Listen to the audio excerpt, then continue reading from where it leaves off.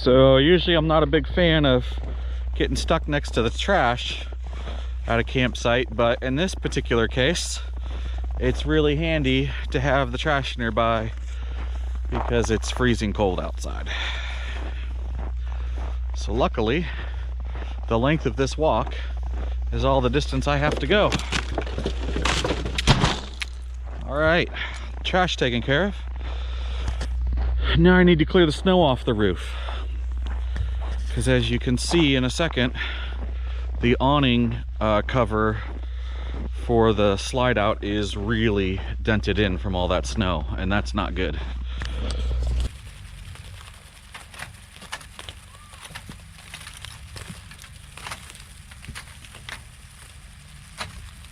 All right, that got most of the snow off.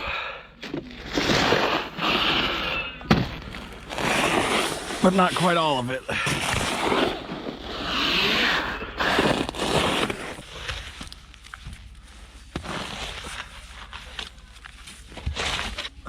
Right over here is where our solar panels are. So we don't want to go that way. We want to pull the snow away from that, because I spent a bunch of time today cleaning the solar panels so we'd have battery power when we lost our power with the blackout. So I don't know quite what it'll do to the roof. I don't know what the roof's really rated to handle, but roofs do collapse in snow, so we don't want to take any chances. That is tiring. Tiring work, but necessary. I should be wearing a hat and have better gloves on. All right.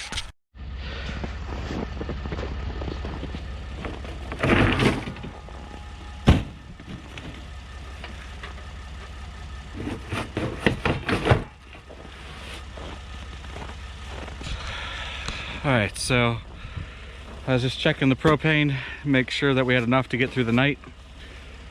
My first tank is nearly empty, but it's not quite empty yet, so I'm gonna let it go. The second tank is open and is full, so there's a little switch on there that'll automatically switch over once the first tank is low pressure. It'll kick onto the second tank automatically for us, so we won't have to come out in the middle of the night. At least that's how it should work. I don't know if that thing's frozen shut or not, so hopefully it works and I don't have to get up in the middle of the night. If I do, I'll probably film that, because that'll be miserable. All right, I still have 2 more tanks in the back of the truck. I think that wraps up about today though. All right guys, we made it through our coldest night yet. It was down in the single digits. And the last thing I did last night was clean off the roof of the ice. And so this morning I'm just checking out the roof to see how the solar panels are doing, because our batteries are kind of low. We got a beautiful day out, as you can see. Lots of sun. So we want to get that sun into our battery. So let's go check out the solar panels. All right. The solar panels look great. They're nice and clean.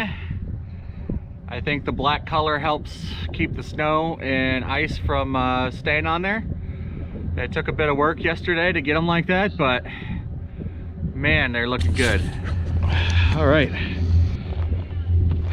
The other thing I want to talk about is this ladder. So this ladder is a collapsible ladder. They sell them all over eBay and in lots of places. So you guys, a lot of you out there probably have the same ladder. This ladder was in our storage area underneath our bedroom, and it froze. So I had to work to open it. Even though it was an enclosed area, it still had some moisture on it that froze it up when the weather turned cold. So I had to fight to get this thing open, and then last night I said, well, I don't want to put it away because it might freeze again. So what I did was I actually turned this thing upside down so that if we got any more snow or sleet, the ice would be on the bottom of the steps instead of the top, so it's not dangerous for me to step on. That worked really well, but it also did something else, and I'm not sure how it did it, but now every step is opening and closing, where before only about half of them were. So I don't know why putting it upside down made it work better, but it definitely did. Another thing we've been doing is just keeping the truck running. That situation, so I run it a couple times a day just to make sure it'll start in case we need to use it while it's still cold out. But it also has the benefit of generating power. So I have a little 300 watt inverter, and as you can see, the inverter's plugged in, the laptop's plugged in, so even though we don't have power from the city, and I don't have a big inverter on the camper, I do have this little inverter here in the car, and we're actually uploading our next YouTube video through the car. So it's not perfect, but when you're out of power, it's something. So we're planning to stay on BLM land a lot more as we head out west, and that's something we really need to consider, is the inverter situation and the batteries. We have a couple solar panels, but it's not enough to power everything. So we're really considering putting a large investment into new batteries, some lithium, the LiPo batteries, and putting some more solar panels up, because we don't want to be in the situation again where, you know, there's a disaster like this snowstorm or something else going on, or we're just out where there's no power. It really kind of limits our options. The solar panels we have now and the battery, they do all right, but it's really not enough. We can't power things like the crock pot or the toaster or the TV or the air condition or anything like that. So when we get out to the desert areas where there's a lot of BLM land to stay on for free, there's not going to be any power. We won't be able to use any of those things. So we'd still like to be able to use those things. So I think we're gonna beef up our battery situation. Ice is building up. That is a really long icicle. Whew. So that's just snow melting off the outside because the inside's so warm, and then refreezing as it drips down. I don't think there's any problems with that being on the camper. I think it can handle it, but I don't know. It's something to watch out for, that's for sure.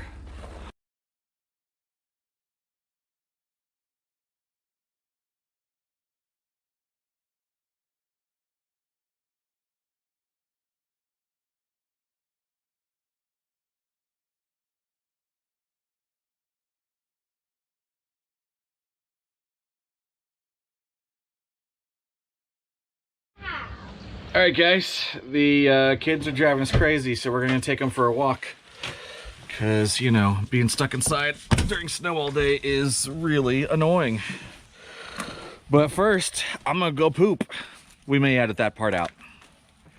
Definitely edit that part out. We decided to go on a hike. So there's a nice little observation tower that the CCC built back in the 1930s. And we're gonna go check that out. Let's go.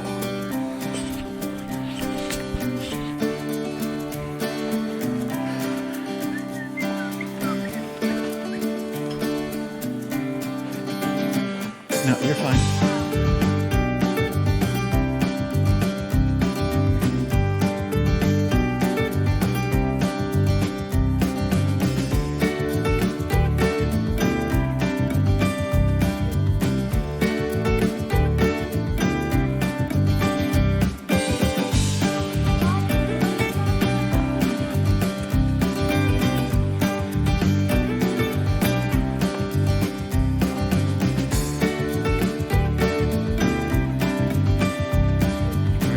There.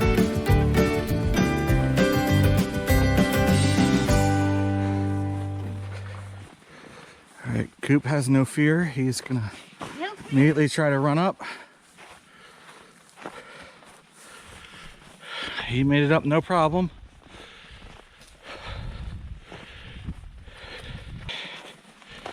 Well, the snow has actually made this less treacherous than when I came up. Because when I came up, there was ice.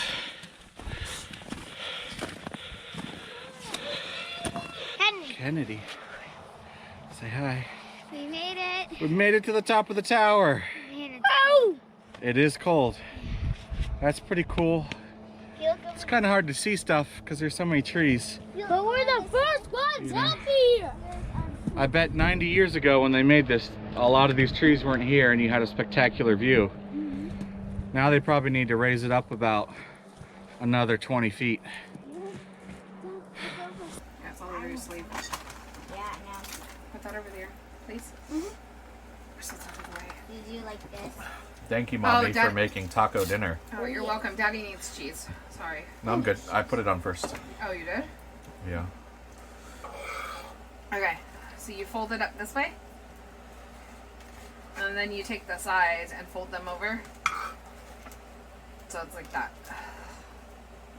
Mine's a V shape. Like a torcito. Perfect, sissy.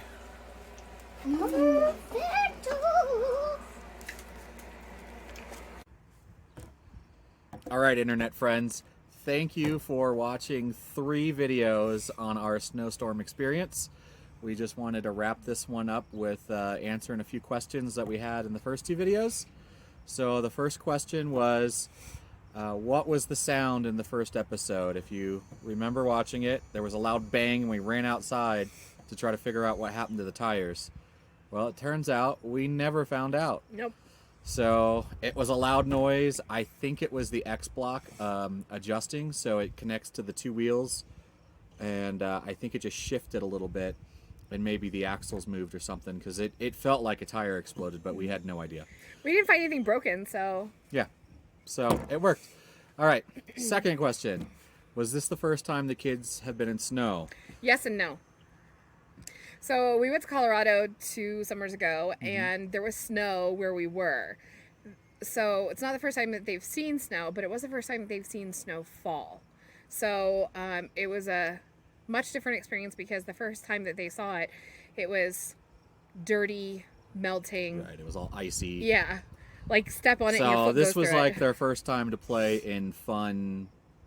Actually, While it's coming down. the first snow that you saw in episode 1 was not fun. It was just frozen sleet, so it wasn't very fun. But they still enjoyed the heck out of it, so that was great.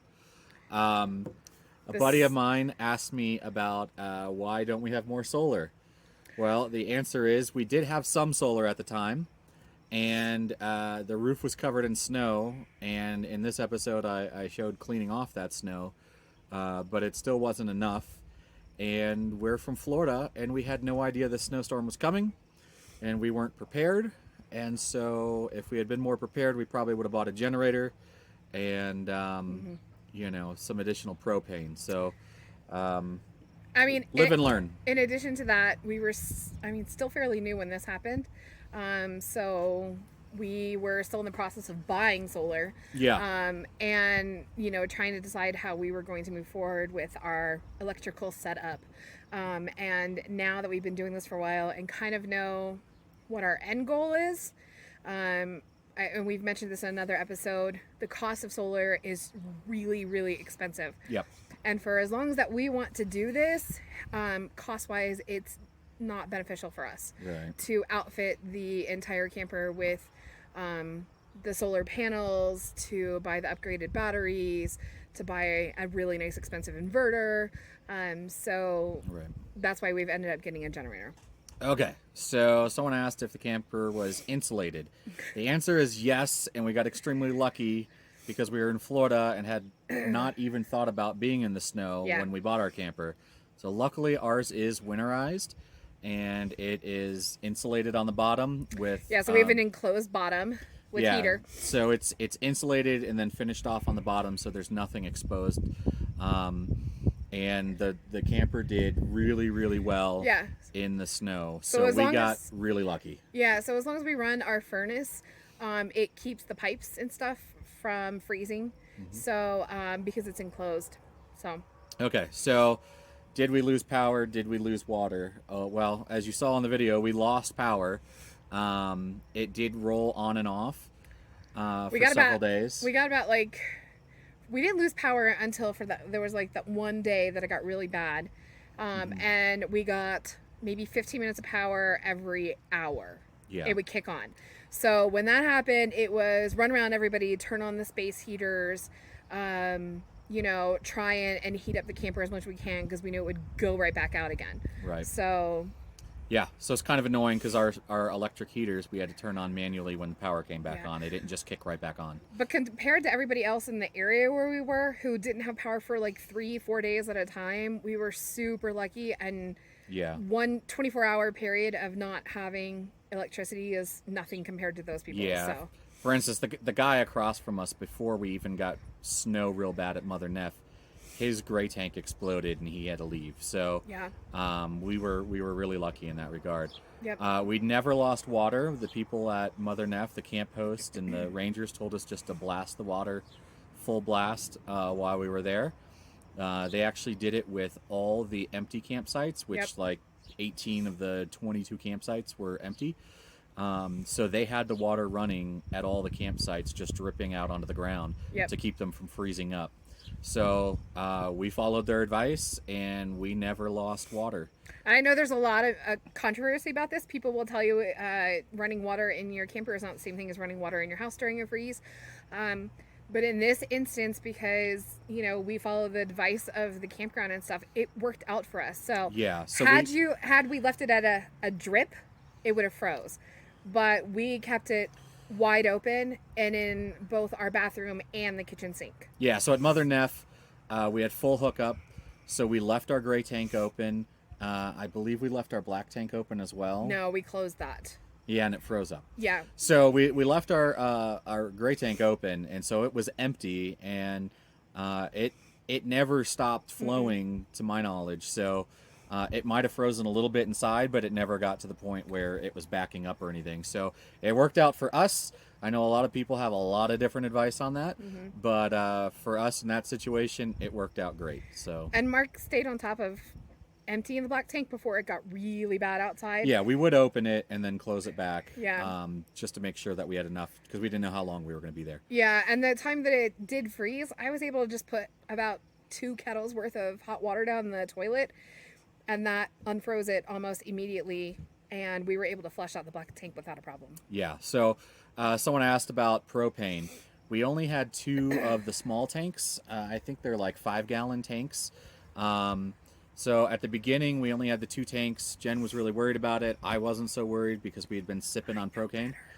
I did end up buying 2 propane tanks. I drove back into Waco through the ice and snow.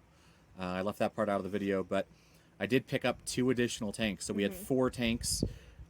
We ended up using 1 spare, and so we only ran through 2 tanks during the, I think, 11 days that we were without power. So we really had 2 extras in the end. It worked out. So we've kept 1 that we keep in the truck. So we have 3 tanks now, and I gave 1 away to somebody because we're not going to find ourselves. Yeah, we're not going to find ourselves in another snowstorm. Yeah. And our tanks last a pretty long time, even though we have the small ones.